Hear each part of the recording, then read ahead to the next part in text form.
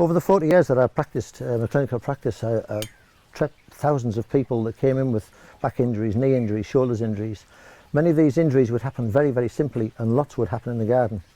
The most common denominator I found of all of the injury causes was that people simply didn't move naturally or properly or ergonomically around the task, whether it be a very simple task of lifting a teapot at the wrong angle. But in the garden there's many places where you need to use very correct spinal ergonomics, because some of the rocks that you move or digging that you do can be quite invasive to the body, and so we'd call it gardeners back in April when everybody came out the garden and lifted wrongly. And I see people go down and bend and weed in this kind of a manner, whereas you should be very deliberate about how you put your body to the floor and use a mat and learn to open your hips so you can get around different tools that I'll show how to demonstrate how I'd use this. I use a trowel for many, many tasks in the garden, lifting and pulling, as you'll see as we move through the garden with some daily tasks. But it's this simple way of moving and not bending that maintains the integrity of the spine and keeps the body integrated and has power therefore at the limbs. When we're looking at spinal dynamics and spinal power, a lot of people don't fully understand the spine at all. We look at inner core muscles and try to strengthen them up, and this to me we're looking in the wrong area.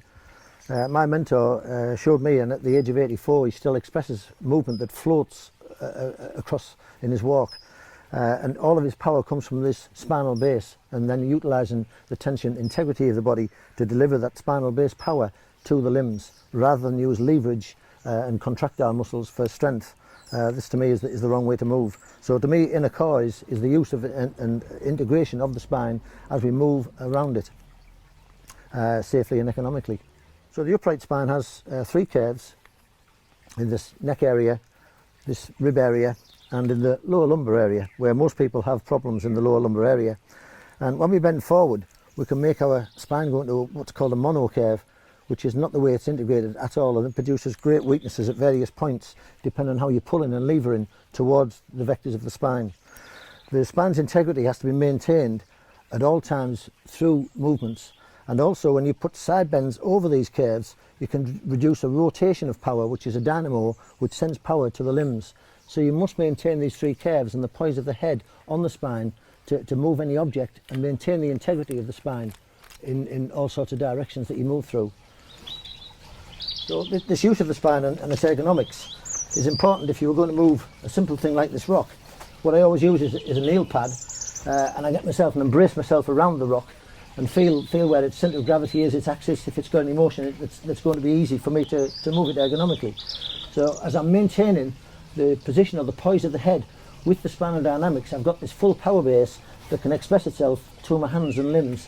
So my power base is on my toes, and the body and the spine simply shape change to produce this rolling action on the rock. You can easily move around and constantly maintain its integrity of balance in an effortless way by using the body very safely and ergonomically like that.